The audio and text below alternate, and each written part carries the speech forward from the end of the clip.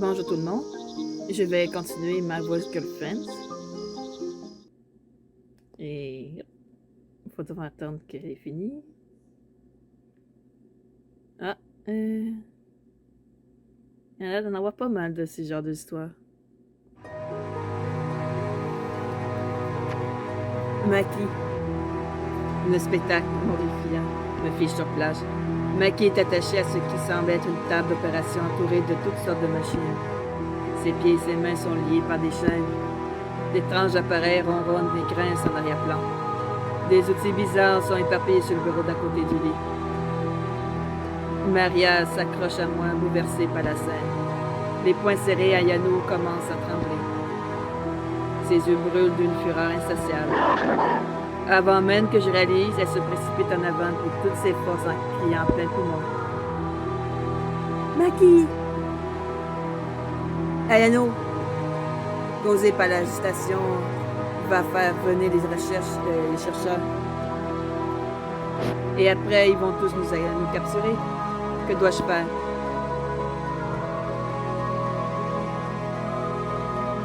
Je laisse passer sa colère. Ayano. Je suis moi-même effrayé par la rage d'Ayano. Même si je veux l'arrêter, je ne peux pas résoudre à entraver sa fureur. J'ai appris ma leçon sur les conséquences de se mettre en travers du chemin d'un loup en colère. Mais si elle continue, elle risque d'alerter les chercheurs. Au pire, de se blesser. Sa colère, cependant, fait également ressortir une force brute chez elle. Ce serait peut-être pas si mal que ça si les chercheurs apparaissent. Elle pourrait peut-être les emporter tous dans sa rage aveugle. Je me retiens, la laisse passer sa colère. Ayano Tamaki commence à taillader les chaînes avec ses griffes. Elle ne se plie pas du tout. Furieuse, elle commence à mordre les sangles qui retiennent Maki sur la table. Rien n'y fait. Incapable de se contenir, elle tournoie autour de la pièce et démoussant machine après machine. Elle essaie de détruire tout le laboratoire. Ayano, calme-toi. Ces machines sont dangereuses, tu pourrais te blesser. Comme un signal, un puissant éclair percute Ayano et nous terrorise tous les deux. Une étincelle et de la fumée s'échappent d'une des machines. Ayano se trouve juste en face, paralysée sur le sol. Ses membres tremblent sous l'effet du courant électrique qui traverse son corps. Ayano! Paul, non! Tu vas te faire électrocuter. Nous devons couper le courant. Ce ne sera pas nécessaire. Parce que là, je vous ai tous pris au piège. Tout comme nous l'avons prévu. Qu'est-ce que... Maria et moi, nous retournons nez avec. C'est lui. Celui que j'ai vu au centre commercial, le chercheur. Oh, on se connaît? Il s'affiche ce sourire sinistre. Il bandit une arme en direction de nos visages et ses traits se tordent dans une affreuse grimace. Je pensais pas pouvoir tous vous attraper à un seul coup. Ça doit être mon jour de chance. Garde, si c'est le loup paralysé là-bas, je vais m'occuper de ces deux-là. Les gardes accourent de toutes les directions, deux d'entre eux en train extraire des débris. Maria et moi ne bougeons pas, le pistolet pointé sur nous. Ce n'est pas bon. Tous mes amis sont en danger et je ne peux même pas les aider. Un rapide souvenir de la reine Rudina me traverse l'esprit. Un jour, elle m'a dit que si jamais nous avions besoin d'elle, elle viendrait tout de suite.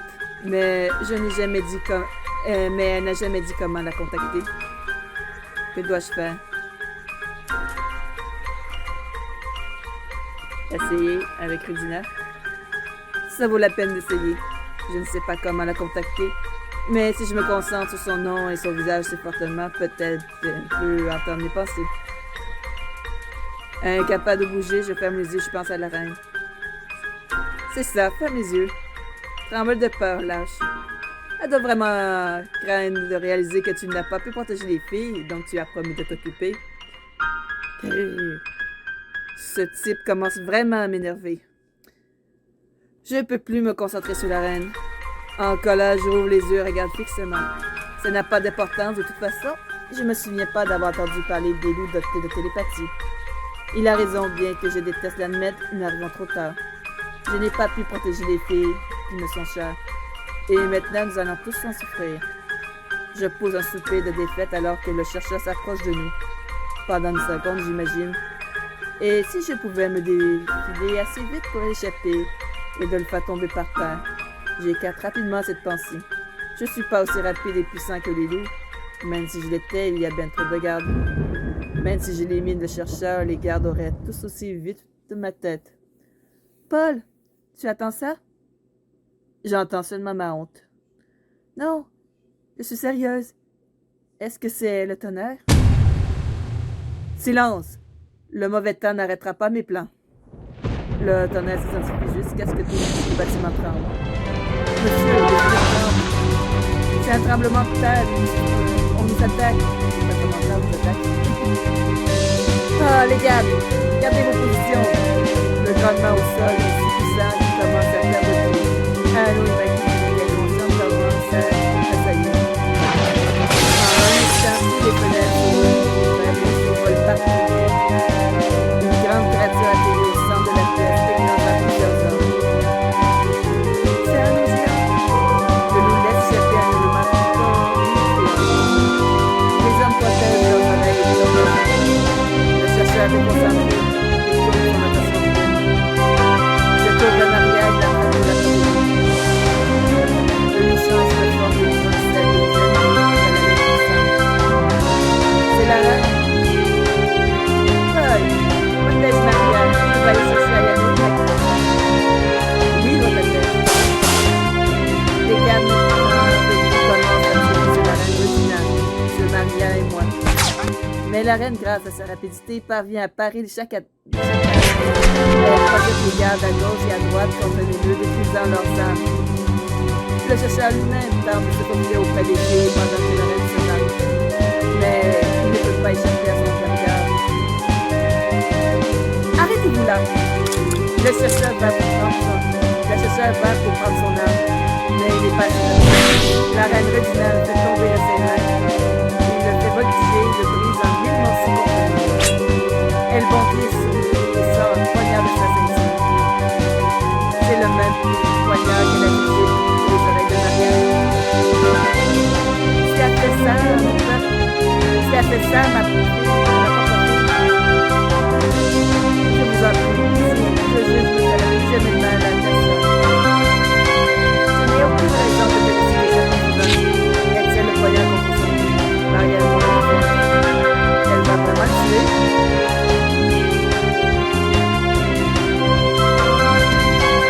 Non, ne tuez pas. Tout le monde me regarde choqué. Quoi? Tu défies tes actions? Moi, je peux penser à votre réputation. La réputation des filles. Si vous le tuez, ils prendront pour le monstre qui pense que vous êtes. La reine s'arrête comme si elle cherchait une parole. Le chercheur transpire sur la reine.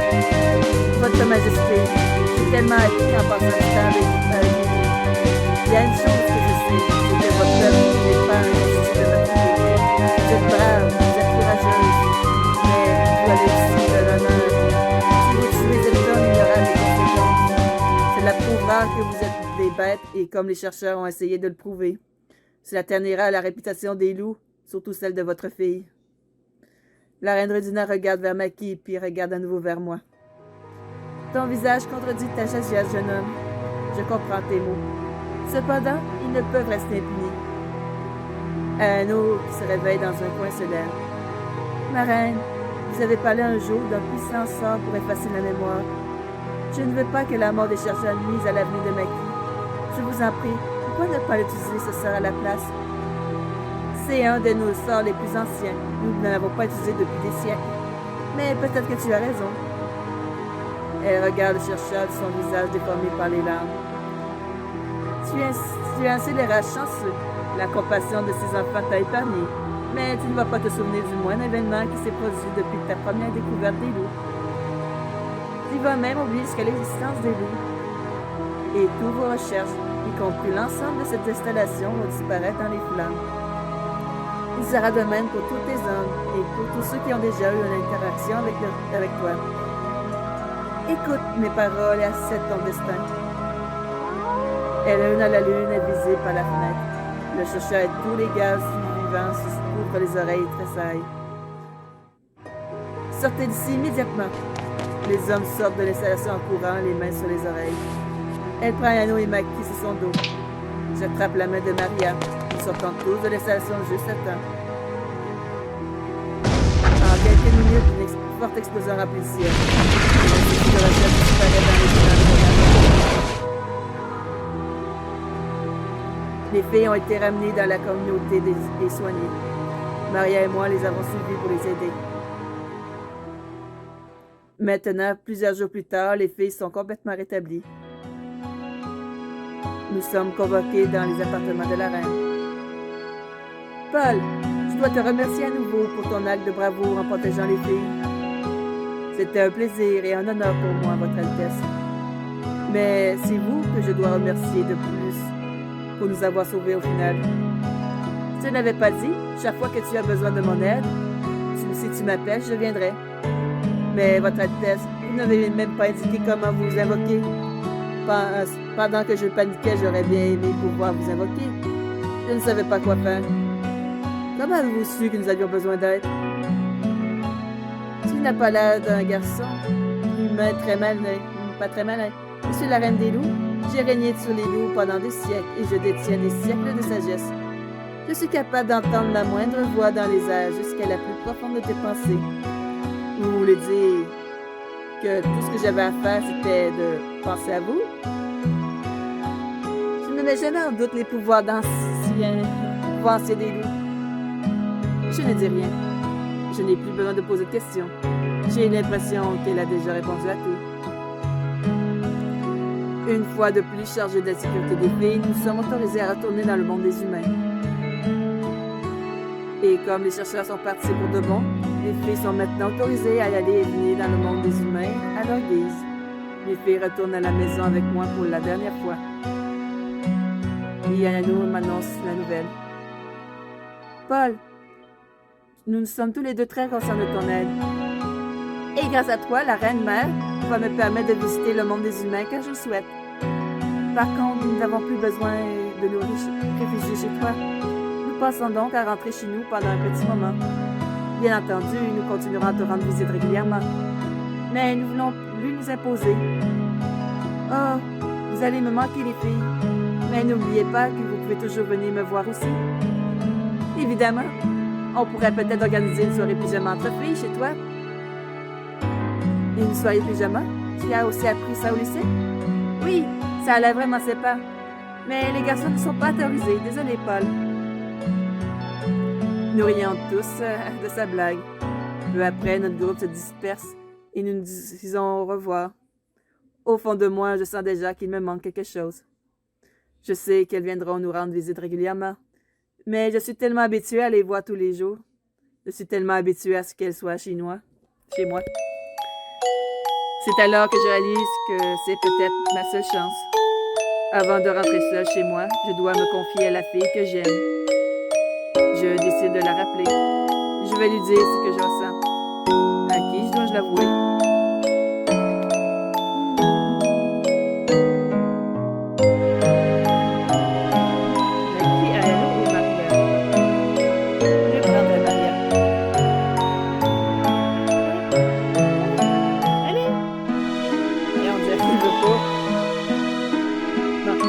Incapable de me retenir, j'écris le nom de la fille que j'aime le plus.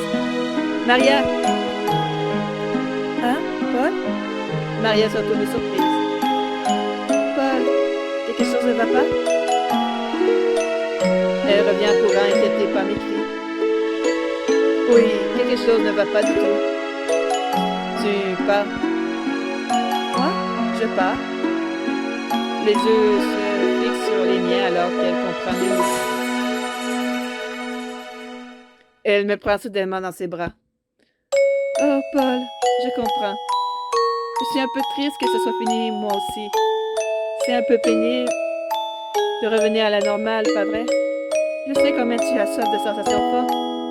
Oui, mais ce n'est pas tout. Ce qui me manquera le plus, ce n'est pas les sensations fortes. C'est toi. Moi? Oui, Maria. Je ne veux pas que tu rentres chez toi tout de suite. Parce que les moments les plus excitants ont été passés avec toi. Maria, je ne veux pas que c'est des moments plus excitants. Je veux passer des moments plus excitants avec toi. Est-ce que tu veux bien sortir avec moi? Sortir? Comme un rencard? C'est Zubri alors qu'elle pose la question surprise. Oui, Maria, je t'aime vraiment beaucoup. Veux-tu sortir avec moi? Paul, oui. Elle jette les bras autour de moi, ravie. J'ai toujours voulu que tu me le demandes. Et maintenant, mon souhait se réalise. Elle me prend la main et me regarde joyeusement. Tous les deux trop excités pour attendre, nous rendons avec empressement à notre premier rendez-vous. Maria et moi nous promenons dans le parc voisin. Nous n'étions pas allés dans ce parc depuis que nous étions enfants. Main dans la main, nous empruntons le chemin qui nous appelle notre enfance. J'ai l'impression de connaître depuis toujours, Paul. Ce parc évoque vraiment des souvenirs. Je me sens presque vieille. Nous mettons tous les deux à rire. Je laisse dans la glace que je vais acheter avant d'entrer dans le parc. Nous avions l'habitude d'acheter des glaces et de venir ici tous les jours après l'école en été. Ce sont de très bons souvenirs. Oui, certains des meilleurs. Mais ils ne sont pas tous géniaux. Tu te souviens de la fois où tu as attaqué une grenouille dans les temps? Tu m'as poursuivi partout avec elle en croissant comme une grenouille. C'était tellement dégoûtant. Ouais. Tu m'as pas parlé pendant une journée entière. J'étais tellement en colère, j'étais horrifiée. Le jour où tu ne m'as pas parlé a été le pire jour de ma vie. Je n'ai pas arrêté de m'excuser. Je sais. Je n'avais hâte de te parler à nouveau. C'était difficile de t'ignorer. Mais je voulais être sûre que tu ne me taquinerais plus jamais. Tu étais tellement polissant. J'ai bien appris ma leçon. Désormais, je ne peux pas imaginer un seul jour sans te parler. Moi non plus. Nous sommes devenus très proches ces dernières années. Et nous avons également de très bons souvenirs. Ouais, je me souviens de très beaux souvenirs. Je rougis, je détourne pas seulement le regard, je n'ai pas un souvenir en particulier. Elle remarque tout de suite. Hé, à quoi tu penses, Paul? Quel est ton meilleur souvenir? Eh bien, je bégaye en réfléchissant à ce que je dois lui dire. Lui dire mon souvenir d'enfance préféré. On va prendre celle-là. Eh bien, mon souvenir préféré, les joues deviennent rouges alors que je m'apprête à prendre mon souvenir. Je demande si elle se souvient même de ce jour. Nous étions petits après tout. Allez! Elle me saisit par les épaules et me secoue pour me taquiner. S'il te plaît. Elle me regarde et bat les cils coquettement. Comment puis-je dire non à ce visage? Eh bien, nous étions tous les deux vraiment petits.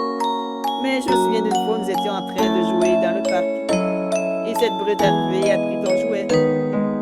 Tu as commencé à pleurer, j'étais furieux. J'ai couru vers lui et j'ai exigé qu'il me rende ce jouet. Il était vraiment surpris parce que personne ne lui avait jamais tenu tête auparavant. Il a rendu le jouet et s'est enfui. Oh, c'était un abruti. Mais tu as été tellement courageux, Paul. Tu étais mon héros.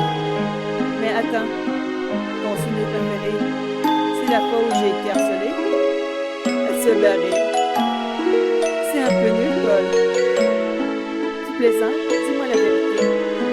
Je te dis la vérité parce que le meilleur souvenir pour moi, c'est ce qui s'est passé juste après, quand je t'ai rendu le jouet. Ses yeux écartés et rougis aussi. Il semble que Maria se soit également rappelée de ce souvenir. Quand je t'ai rendu le jouet, tu étais si heureuse. Tu m'as jeté dans tes bras autour de moi et tu m'as embrassée. Paul, tu t'en souviens? Elle rougit et se retourne cachant ses mains dans son visage. Son visage dans ses mains plutôt. Elle se met à rire comme une folle. J'étais tellement gênée après ça que j'ai essayé de l'oublier. Je pensais que tu m'avais trouvé bizarre, alors je n'ai plus jamais parlé. J'étais si heureux, mais je ne savais pas quoi te faire. Tout ce que je sais, c'est que je n'ai jamais cessé de t'aimer depuis lors. Tout comme je le fais maintenant. Elle enroule ses bras autour de moi. Nous restons assis bien blottis dans l'herbe sur un arbre. Nous regardons tous les deux en nous rappelant ce souvenir. Paul, c'était il y a si longtemps. Je me souviens à peine de ce que j'ai ressenti. Pouvez-vous rafraîchir ma mémoire? Maria réussit. Je prends doucement son visage dans mes mains. Tendrement nous lèvres se touchent et nous nous perdons dans un désir passionné syllabe. Perdus dans les souvenirs, en construisant de nouveau, nous restons dans le parc jusqu'à la tombée de la nuit. Maintenant, les histoires brillent dans le ciel. Les ciels parsèment l'obscurité qui nous entoure. Étroitement lancée, Maria lève les yeux vers moi avec un regard doux. Paul, je t'aime.